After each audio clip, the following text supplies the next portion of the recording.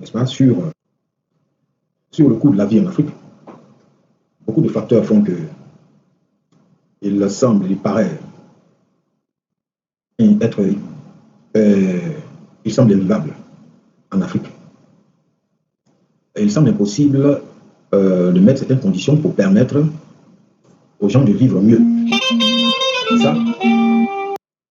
Alors là où nous sommes dans une lutte claire de l'émancipation de l'Afrique, des Africains noirs, il faut dire que nous devons chercher à essayer de libérer nos mentalités de certaines idées, de certaines notions, de certains concepts qui ont été façonnés, faits pour nous en Afrique, nous maintenir dans une situation de dépendance et nous empêcher nous-mêmes, n'est-ce pas, de développer, n'est-ce pas, nos intelligences afin d'aboutir à certains objectifs.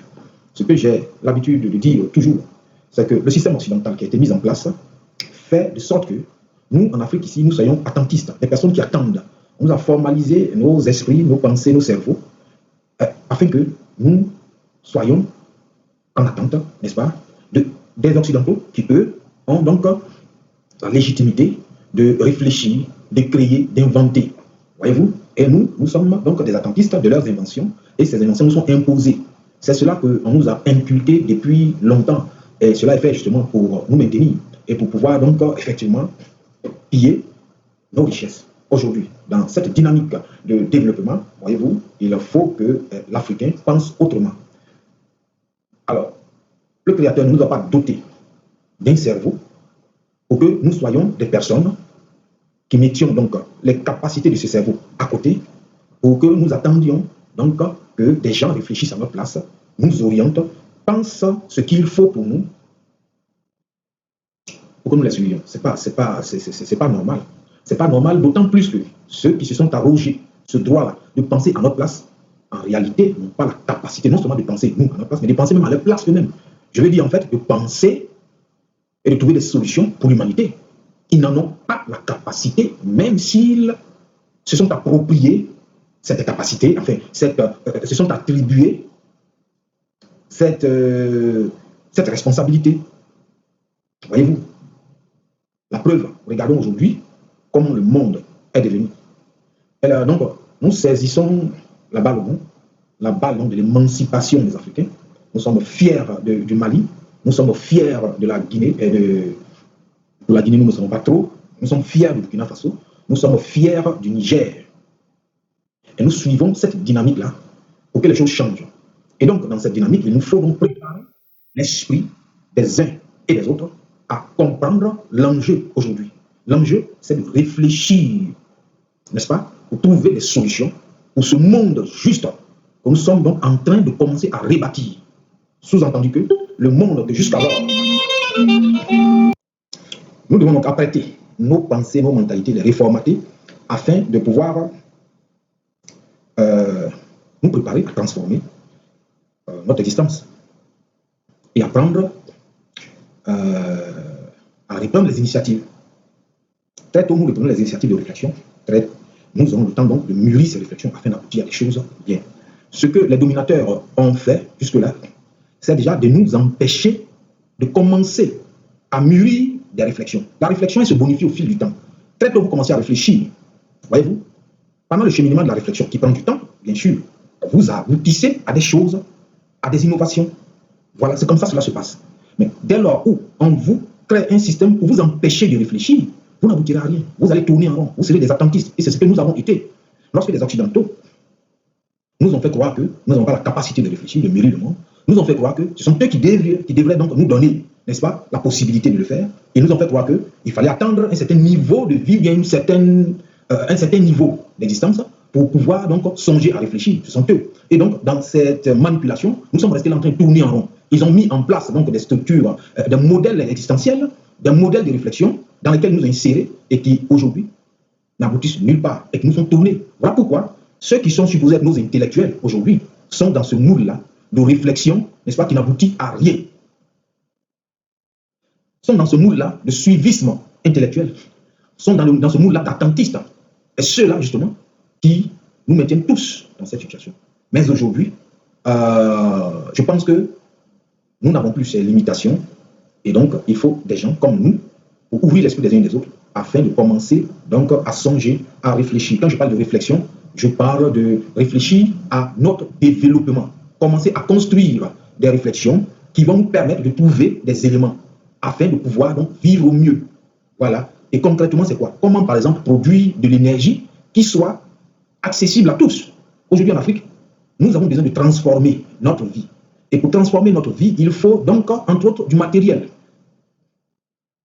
Pour que ce matériel soit façonné, il faut, entre autres, de l'énergie. Produisons cette énergie. Comment la produire de sorte qu'elle soit accessible à tous? Donc, il faut ouvrir l'esprit afin de pouvoir donc réfléchir à trouver ce qu'il faut faire. Ça, c'est la première des choses. Vous voyez? Mais l'Occident nous a bloqués en nous faisant croire que, par exemple, l'énergie, c'est difficile de produire de l'énergie. L'énergie, la production de l'énergie a un coût. Et qu'il faut donc de gros moyens pour produire de l'énergie. Donc, étant mis dans ce moule, notre réflexion s'oriente dans leur vision. Or, leur vision est faite pour nous faire tourner en rond, afin que nous n'en aboutissions à rien. Mais dès maintenant, nous devons donc sortir de ces chemins bâtis par eux et réfléchir de par nous-mêmes. Parce qu'il est clair que nous avons les moyens de trouver des solutions. Voyez-vous, et des solutions qui nous permettent donc de produire de l'électricité accessible à tous, à moindre coût, afin de faire tourner nos industries qui pourront donc nous produire du matériel, qui pourront permettre par exemple de cultiver nos terres arables. Aujourd'hui, le combat qui nous est opposé, entre autres, si vous ne le voyez pas, c'est le combat pour nous maintenir toujours dépendants, n'est-ce pas, de l'extérieur en termes d'autosuffisance alimentaire. Et dans cette situation, qu'est-ce qu'ils font? Ils organisent des choses pour nous empoisonner la vie et aussi pour nous piller. Prenons le cas, par exemple, de la fourniture du riz. Aujourd'hui, nos pays sont tournés vers l'importation du riz, malgré nos terres arables. Un bémol. Le riz, en fait, si on veut réfléchir, on pousse la réflexion plus loin, on n'a pas forcément besoin de faire de la culture du riz. On peut faire autre chose. Parce que nous, en Afrique, surtout dans certains pays d'Afrique, c'est pas seulement, on ne se nourrissait pas de riz. Il y avait d'autres choses, hein, sur le plan coutumier, traditionnel, dont on se nourrissait, à part le riz. Donc ces choses-là, on peut les développer et leur production est moins coûteuse que celle du riz. Mais bref, prenons le cas du riz. Aujourd'hui, on nous a orientés vers l'importation du riz. L'importation du riz, pendant que quand les initiatives se font jour en Afrique ici, ces initiatives-là doivent être boycottées sur plusieurs plans. Sur le plan donc, de la réflexion et de la faisabilité même du projet, où on nous impose des restrictions, on nous impose des modèles d'ouvrage, d'aménagement qui ne sont pas en réalité viables. On nous impose donc un niveau de financement qui ne peut pas nous permettre d'arriver donc à faire ces infrastructures. On nous impose des restrictions. Voyez-vous, donc tout cela fait que ces initiatives-là n'aboutissent pas à grand-chose. Voyez-vous? Et concernant la mécanisation, parce que pour produire du riz en masse pour l'Afrique, pour la population même, il faut bien sûr la mécanisation. Voyez-vous? Et ce volet mécanisation est boycotté avec toute cette organisation, que ce soit les financements des organisations internationales, que ce sont elles qui sont arrogées aujourd'hui le droit de financer ces genres de projets d'aménagement, de projets pour les masses, pour les populations. Généralement, ce sont les organisations internationales telles que l'ONU, et ainsi de suite. Et aussi, ce sont des financements, ce qu'ils appellent les aides, fournies par qui? Fournies par les pays dits occidentaux. Cela n'est pas fortuit. Ils prennent donc ce secteur-là, ces secteurs d'investissement-là, afin de pouvoir imposer donc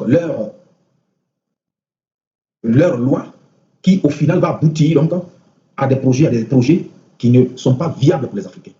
Dans le sens qu'ils puissent toujours nous dominer, entre autres, par exemple, en nous faisant toujours dépendants de l'extérieur, voyez-vous. Et cela, donc, a un lien, justement, entre autres, justement, avec cette situation d'énergie dont je viens de parler.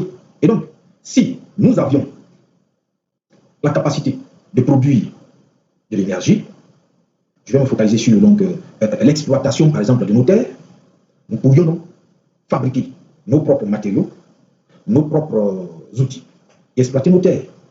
Donc, cette même réflexion peut être menée dans plusieurs secteurs afin d'être autosuffisant, de nous permettre d'être autosuffisant et d'être indépendant sur plusieurs axes. Sur plusieurs axes, voyez-vous. Alors, donc, ce domaine de l'électricité donc, est pris en otage. On nous fait croire que donc l'électricité, c'est cher. Et pour qu'on ait de l'électricité, il faut les multinationales. Et j'oubliais, lorsque les Occidentaux, lorsque ces personnes qui se sont donc ont créé le système pour nous financer, pour nous donner des aides en griffe, lorsqu'ils s'impliquent dans ces genres de choses, ils nous obligent justement, ils nous mettent dans certaines restrictions au point de nous obliger à travailler avec les multinationales. Voyez-vous? Et donc, le secteur donc, de l'énergie est donc dépendant de ce système-là.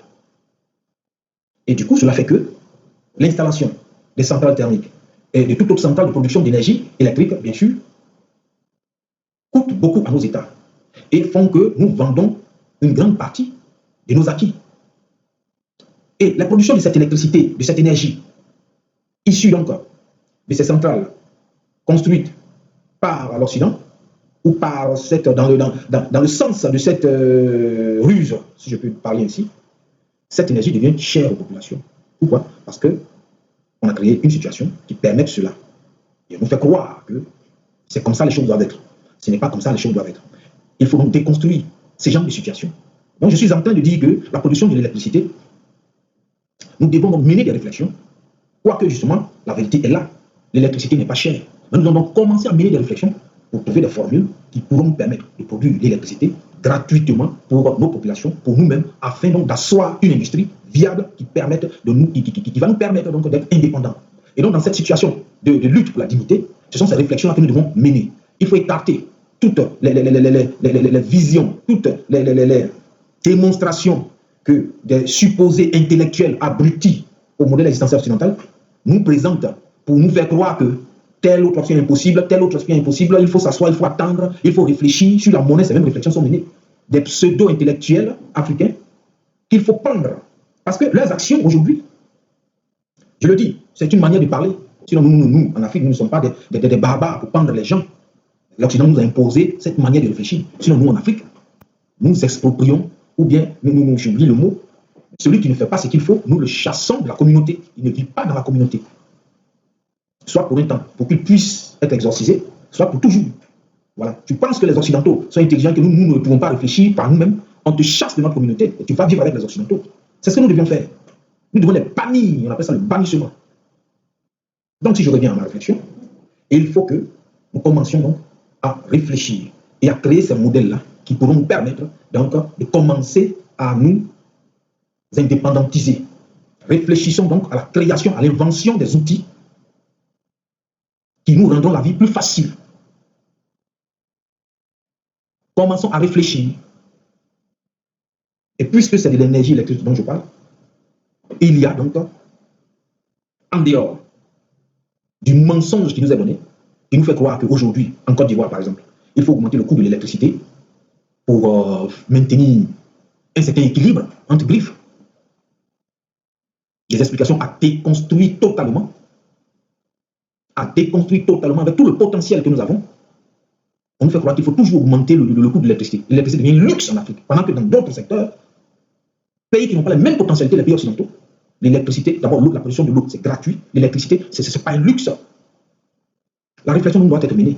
Et sur le plan de l'électricité, la production de l'électricité, beaucoup d'exemples sont là que je pourrais développer dans une autre prise de parole. Mais comme maintenant, j'ai parlé assez longtemps, je voulais conclure pour dire que nous avons la possibilité de réfléchir et de concevoir des modèles de production d'électricité et qui pourront à terme permettre une électricité gratuite et abondante pour nos populations et pour nos industries. Merci.